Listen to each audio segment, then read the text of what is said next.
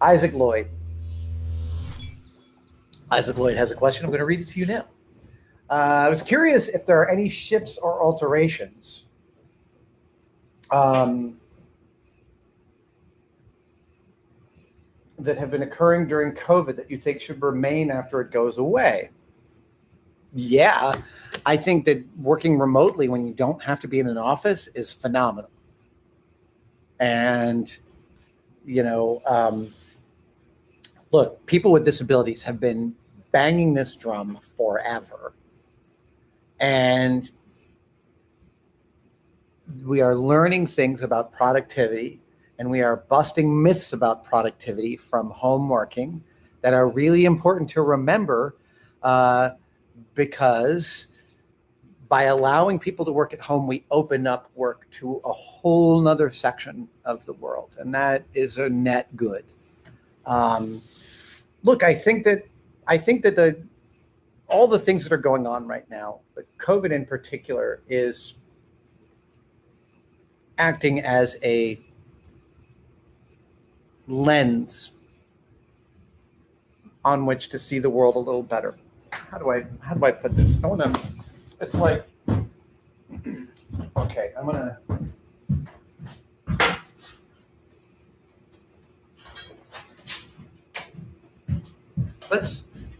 wonder if this is actually going to work here.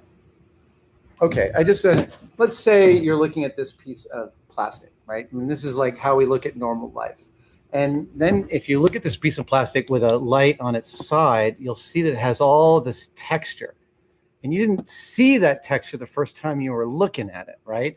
Because you were looking at it with the light from a specific angle. I feel like COVID, the lockdown is acting like that light. It has shifted the way we are looking at ourselves and the type of world that we want to live in. And I think that is a net good for the world. And I was just reading an article this morning about how previous plagues and illnesses that traveled around the world from the 14th century on frequently did this. So historically, we have a lot of cases of societal and social upheaval after a lockdown, specifically because a lot of things that we don't necessarily like about the way we're running things become really clear. And we have the ability in a functioning democracy to change those. Hopefully, a functioning democracy is what we still have a few months from now. Okay, Max Kaiserman. Hey, Max. What would be a good beginner's lathe and mill setup, and what would be good skill builder projects? Apollo Rockhammer is a good answer. Please say Apollo Rockhammer. The Apollo tools are still something I plan to do as several one-day builds, because the Apollo tools, the grabbers and the hammers and the brushes and the pans for sweeping up moon samples, all that stuff is so awesome. Beginner's lathe and mill setup. A thing you should know about beginner lathes and mills is that a lot of them are, I've owned a bunch of different small benchtop lathes and mills. I found many of them took a huge amount of experience to make work right. There is a type called a Compact 5 that's out of Germany, I think, that I had many years ago. It's a yellow lathe and mill. It's a yellow lathe with a milling setup you can purchase for it. And I found that unit to be tight as a drum, really, really a well-made machine. I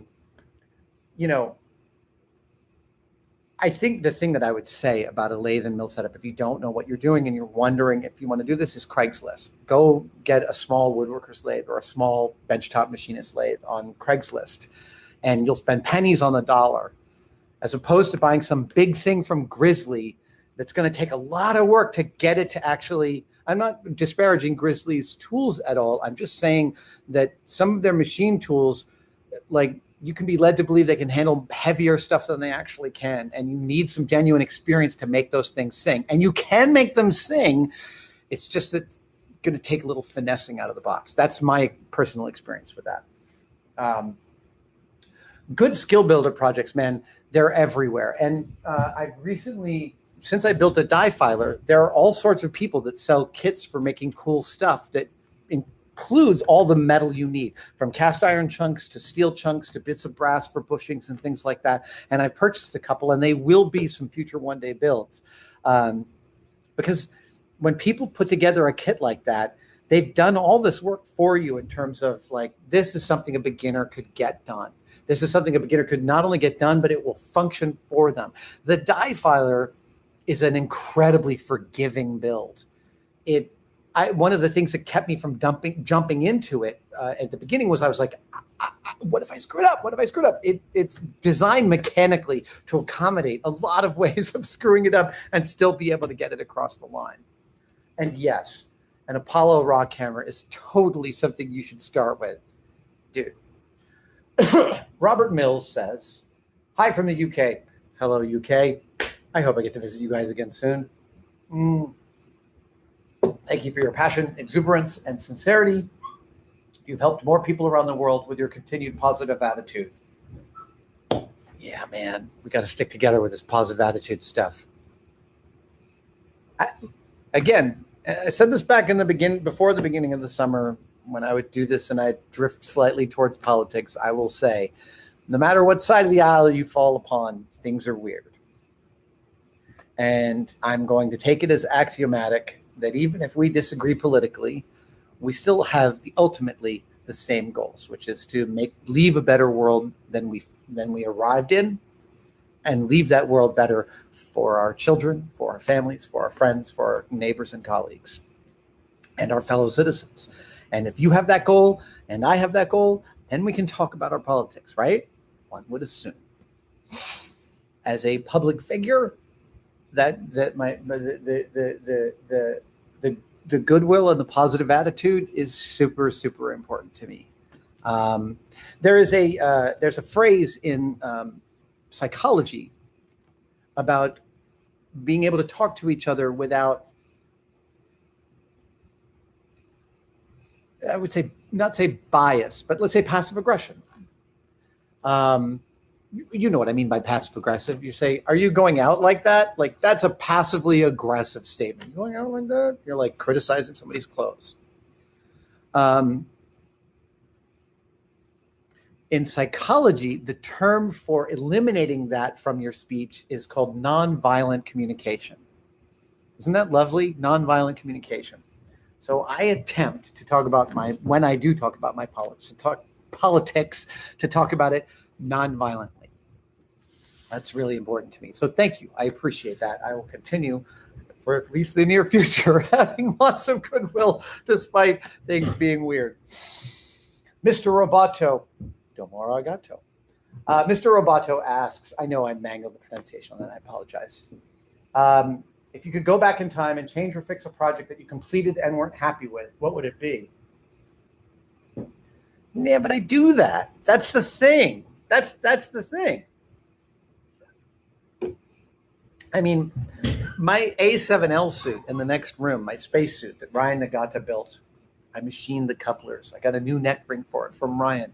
The bubble, I got 3 bubble helmets for it over the years that I've collected. I've got 2 pairs of gloves, 2 pairs of boots, 3 different cooling systems for it because I keep on trying out different things. I am unashamed about going back in and unpacking another project or continuing to bang on with it.